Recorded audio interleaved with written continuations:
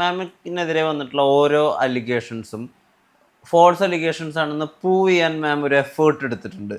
ഓരോന്നും ഈ inch by inch ഓരോന്ന് ഇപ്പം വിജിലൻസ് പരമായിട്ടുള്ള കേസ് വരുന്ന സമയത്ത്, അല്ലെങ്കിൽ കവിയൂർ കേസിൽ മാമിന് ബന്ധമുണ്ടെന്ന് പറയുന്ന സമയത്ത്, അല്ലെങ്കിൽ സന്തോഷ് മാധവനുമായിട്ടുള്ള ബന്ധമുണ്ടെന്ന് പറയുന്ന സമയത്ത്, ഒരു കളക്ടറുമായിട്ടുള്ള ബന്ധമുണ്ടെന്ന് പറയുന്ന സമയത്ത് എല്ലാതും ഇഞ്ച് ബൈ ഇഞ്ച് അതിന് പിന്നാലെ നടന്ന അത് ഇതേ മാധ്യമങ്ങളെ കൊണ്ട് തന്നെ ശ്രീലേഖയുടെ കൈകൾ സംശുദ്ധമാണെന്ന് എഴുതിക്കാൻ വേണ്ടിയിട്ട് അതേ മാധ്യമങ്ങളെ കൊണ്ട് ഓരോ തവണയും മാം തിരുത്തി എഴുതിപ്പിച്ചിട്ടുണ്ട്. അതിന് എഫേർട്ടും അതിന് വേണ്ടിയിട്ടൊരു മെന്റൽ സ്ട്രെയിനും എടുത്തിരുന്നോ? ഒരുപാട് തിരുത്തി എഴുതിയോ ഫുള്ളായിട്ടെന്നുള്ളത് എനിക്കറിയില്ല. കാരണം ഞാൻ അതിനു വേണ്ടി ഒരുപാട് എഫേർട്ട് എടുത്തു. കാരണം എന്നെ മാത്രമല്ല ഇത് ബാധിക്കുന്നത്. എനിക്ക് എൻ്റെ വീട്ടിലെ ആൾക്കാരുണ്ട്, എനിക്ക് ഹസ്ബൻഡുണ്ട്, കുഞ്ഞുണ്ട്, അമ്മയുണ്ട്, എൻ്റെ ബന്ധുക്കൾ അടുത്തവർ. അപ്പോൾ അവരെയൊക്കെ ഇത് അഫക്റ്റ് ചെയ്യും. എന്നെ മാത്രമാണ് ഈ ഒരു വിവാദം എഫക്റ്റ് ചെയ്യുന്നതെന്നുണ്ടെങ്കിൽ സാരമില്ല, ഞാനത് സഹിച്ചു. പക്ഷെ അതല്ല, ഒരു കുറ്റവും ചെയ്യാതെ ഇപ്പം എന്നെ നേരെ ഒരു കൂരമ്പ് പറ്റുമ്പോൾ ഞാനത് മറിച്ച് കഴിഞ്ഞാൽ ചിലപ്പോൾ അത് ചെന്ന് കൊള്ളുന്നത്, അല്ലെങ്കിൽ ഞാൻ മാറിക്കഴിഞ്ഞാൽ കൊള്ളുന്നത് മറ്റു പലർക്കും ആയിരിക്കും. അപ്പോൾ അതുകൊണ്ട് അവരെ പ്രൊട്ടക്റ്റ് ചെയ്യണം എന്നുള്ള ഒരു ലക്ഷ്യവും കൂടി എനിക്കുണ്ടായിരുന്നു. അപ്പോൾ അതുകൊണ്ട് ഞാൻ കോടതിയിൽ പോയി കേസ് കൊടുത്ത് ഹൈക്കോടതി വരെ പോവേണ്ടി വന്നിട്ടുണ്ട്. ഒരുപാട് വക്കീലന്മാരെ ഫീസ് കൊടുത്ത് നിർത്തിയിട്ടുണ്ട്. എൻ്റെ കയ്യിൽ നിന്ന് ഒരുപാട് പൈസ ചിലവായിട്ടുണ്ട്. ഓരോ പ്രാവശ്യവും ഞാൻ ഇത് ചെന്ന് ഓരോ സീനിയർ ഓഫീസേഴ്സിനോട് പറയും. സപ്പോർട്ട് ചിലപ്പോൾ കിട്ടാതെ വരും. ആ കിട്ടാതെ വരുന്ന സപ്പോർട്ടിലും ഞാനത് സ്വയമായിട്ട് എവിടെയെങ്കിലും പറയണ്ടേ. അപ്പോൾ ഞാൻ എൻ്റെ വെന്യൂവിൽ കൂടെ, എൻ്റെ ഫേസ്ബുക്കിലൂടെയോ അല്ലെങ്കിൽ എൻ്റെ ബ്ലോഗ് സൈറ്റിലൂടെയോ ഒക്കെ ഞാൻ ഇതിനെക്കുറിച്ച് എഴുതും. അപ്പോൾ അത് കൂടുതൽ വിവാദമാക്കാൻ നോക്കും. അങ്ങനെയൊക്കെയുള്ള ഒരുപാട് പ്രശ്നങ്ങൾ, ഒരുപാട് ടെൻഷനും സ്ട്രെയിനും ആയിട്ടുണ്ട്. പക്ഷേ എനിക്കൊരു വാശിയായിരുന്നു, എന്തിനാ ഇത് ഞാൻ സഫർ ചെയ്യണം, ഞാനിത് എന്തിനാ അപവാദം കേൾക്കണം എന്ന്. പക്ഷേ ഇപ്പോഴും ഇതൊക്കെ ക്ലിയർ ചെയ്തു സംശുദ്ധമാണെന്ന് പറയുന്നില്ലേ, ഇപ്പോഴും അത് എന്നെക്കുറിച്ച് അപവാദം പറഞ്ഞ് കാശുണ്ടാക്കുന്ന ആൾക്കാരുണ്ട്. ഇപ്പോഴും ഈ നിമിഷവും പല രീതിയിലൂടെ എന്നെക്കുറിച്ച് പറഞ്ഞു. പക്ഷേ അതിന് അവർക്കൊരു സുഖം കിട്ടുന്നുണ്ട്. എന്താ, ആർക്കോ somebody is getting A kick out of that, ഒരു ത്രില്ല് കിട്ടും. ഇപ്പോൾ എൻ്റെ യൂട്യൂബ് ചാനൽ, എനിക്കൊരു യൂട്യൂബ് ചാനലുണ്ട്. അതിനകത്ത് തന്നെ വരുന്ന ചില കമൻറ്റുകൾ അനോണിമസ് പേരിലൊക്കെ ആയിരിക്കും, വേറെ വല്ല പേരൊക്കെ ഇട്ടിട്ടായിരിക്കും വരുന്ന കമൻറ്റ്. ആ കമൻറ്റ് വായിക്കുമ്പോൾ തന്നെ എനിക്കറിയാം അത് ആരാ എഴുതിയിരിക്കുന്നത്. എനിക്കത് ക്ലിക്ക് ചെയ്യും. ക്ലിക്ക് എന്ന് പറഞ്ഞാൽ അത് വന്നിരിക്കുന്ന ഡയറക്ഷൻ എവിടെ നിന്നാണ്. ചിലപ്പോൾ വല്ലവരും കൊണ്ട് എഴുതിക്കുന്നതായിരിക്കും, അല്ലെങ്കിൽ ചിലപ്പം ഒരു പേരിൽ ഒരു പുതിയ ഒരു അക്കൗണ്ട് തുടങ്ങി ചെയ്യുന്നതുമായിരിക്കാം. അങ്ങനെയൊക്കെയുള്ള കഴിവുകൾ ഒരുപാട് പേർക്കുണ്ടല്ലോ. പക്ഷേ എനിക്കിപ്പോഴും അറിയാം അതിൽ നിന്ന് ഒരുപാട് എന്നെ ചെളിവാരി എറിഞ്ഞാൽ ചിലർക്ക് വലിയ സുഖം കിട്ടുന്നുണ്ട്. അപ്പോൾ അവരതിൽ നിന്ന് ത്രില്ല് കിട്ടുന്നുണ്ട്.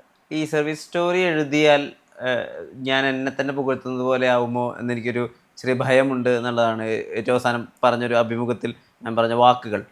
അപ്പം ആ സർവീസ് സ്റ്റോറിയുടെ മറ്റൊരു വേർഷനാണ് ഈ സസ്നേഹം ശ്രീലേഖയിൽ വരുന്ന ഓരോരോ എഡിഷൻസും. അതെ, അല്ല, ഞാൻ സർവീസ് സ്റ്റോറി എന്ന് പറയുമ്പോൾ ഞാൻ വായിച്ചിട്ടുള്ള സർവീസ് സ്റ്റോറികളിൽ പല നമ്മുടെ കൂടെ ജോലി ചെയ്യുന്ന പല ഓഫീസേഴ്സും ചെയ്ത കാര്യങ്ങളൊക്കെ ഞാനാണ് ചെയ്തത് എന്ന് പറഞ്ഞെഴുതും. അത് എനിക്കും ആ ഒരു ടെൻഡൻസി ഉണ്ട്.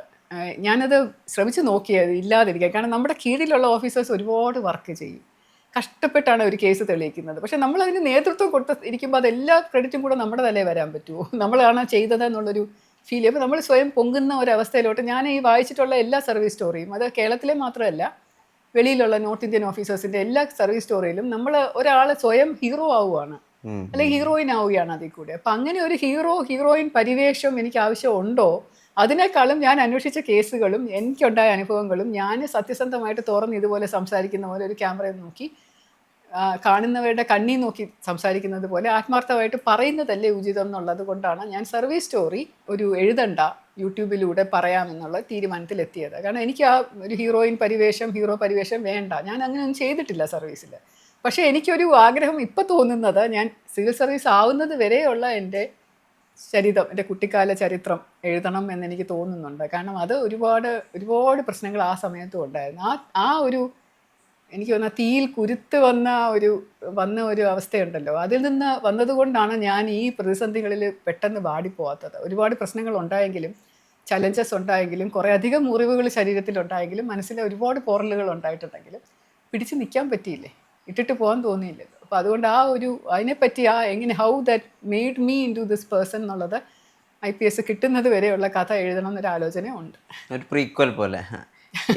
ഞാൻ എവിടെയോ വായിച്ചിട്ടുണ്ട്, എനിക്ക് എപ്പോഴും കിട്ടിയിരുന്നതെല്ലാം കുട്ടിക്കാലത്ത് 2 വട്ടം ഉപയോഗിച്ചിരുന്ന സാധനങ്ങളായിരുന്നു. കാരണം ഞാൻ മൂന്നാമത്തെ കുട്ടിയായിരുന്നു എന്നുള്ളത്. മൂന്നാമത്തെ പെണ്ണ്. മൂന്നാമത്തെ പെൺകുട്ടിയാണ്. എൻ്റെ അമ്മയെ ഷട്ടറിട്ട് ലോക്ക് ചെയ്തിട്ട് ആണ് ഞങ്ങൾ ഉറങ്ങിയിരുന്നത്. അച്ഛൻ പെട്ടെന്നൊരു ദിവസം വിട്ടുപോവുകയായിരുന്നു എന്നുള്ളതൊക്കെ. അതൊക്കെ തന്നെയാണോ ഇന്ന് കാണുന്ന ശ്രീലേഖയുടെ ഫയർ? ആണ്, അതൊക്കെയാണ് ആ ഒരു കുട്ടിക്കാലത്തുണ്ടായിട്ടുള്ള ഓരോരോ എന്താണ് ഒരു ചലഞ്ചസ് എന്ന് നമ്മളിങ്ങനെ പറയുമല്ലോ, ഇങ്ങനെ ഓരോ ഘട്ടം ഘട്ടമായി പോകുമ്പോഴേക്കും ഇതിന് മുമ്പിൽ ഇങ്ങനെ ഒരു ഭയങ്കര ഒരു മതിൽ വന്ന് നിൽക്കും. അപ്പോൾ ഒന്നുമില്ല മതിൽ ചടന ഞാൻ ഈ ഹേർഡിൽസ് ഒക്കെ ചെയ്യുമ്പോൾ ഈ ട്രെയിനിങ്ങിൻ്റെ ഇടയിൽ കൂടെ ചെയ്യുമ്പോഴും അപ്പം ഓരോ പ്രാവശ്യവും നമ്മൾ വീഴുമ്പോഴോ മുറിയുമ്പോഴോ ഞാൻ വിചാരിക്കും ഇതൊന്നും ഒന്നും ഇല്ലല്ലോ, നമ്മൾ എന്തുമാത്രം ചെയ്തിട്ടുണ്ട്, പണ്ട് കുട്ടിക്കാലത്ത് എന്തുമാത്രം ഫീൽ ചെയ്തിട്ടുണ്ട് തോന്നുമ്പോൾ ഇതൊന്നും വലുതായിട്ട് തോന്നില്ല. നമുക്ക് ആ ട്രെയിനിങ് വലിയ കഠിനമായിട്ട് തോന്നില്ല. അപ്പം ഇങ്ങനെ വലിയൊരു വല പോലെ വന്ന് വീഴുമ്പോൾ അല്ലെങ്കിൽ ഒരു കുഴി മുങ്ങി വീണ് നമ്മൾ കുഴിക്കകത്ത് വീണ് പോകുന്ന പോലെ തോന്നുമ്പോൾ അതിൽ നിന്നൊക്കെ ഇങ്ങനെ ഉയർന്ന് പൊങ്ങി വന്നിട്ടുള്ള ഒരു അവസരം ഉണ്ടായിട്ടുണ്ട്. നമ്മൾ ഒരുപാട് കഷ്ടപ്പാടിൽ കൂടെ വന്നതാണ്. വിശപ്പ് എന്താണെന്ന് അറിഞ്ഞാൽ രാത്രിയിൽ ഭക്ഷണം കഴിക്കാനില്ലാതെ വിശപ്പ് എന്താണെന്ന് അറിഞ്ഞ ഒരു ബാല്യം ഉണ്ടായിരുന്നു. 16 വയസ്സുള്ളപ്പോഴാണ് എനിക്ക് 16 വയസ്സുള്ളപ്പോഴാണ് അച്ഛൻ മരിക്കുന്നത്. അപ്പോൾ എൻ്റെ ചേച്ചിമാർ അമ്മയ്ക്കപ്പം 44 വയസ്സേ ഉണ്ടായിരുന്നുള്ളൂ, ജോലിയൊന്നും ഉണ്ടായിരുന്നില്ല, അനിയൻ 5 വയസ്സേ ഉണ്ടായിരുന്നുള്ളൂ. അപ്പോൾ ഇറ്റ് വാസ് സ്ട്രഗ്ലിങ്.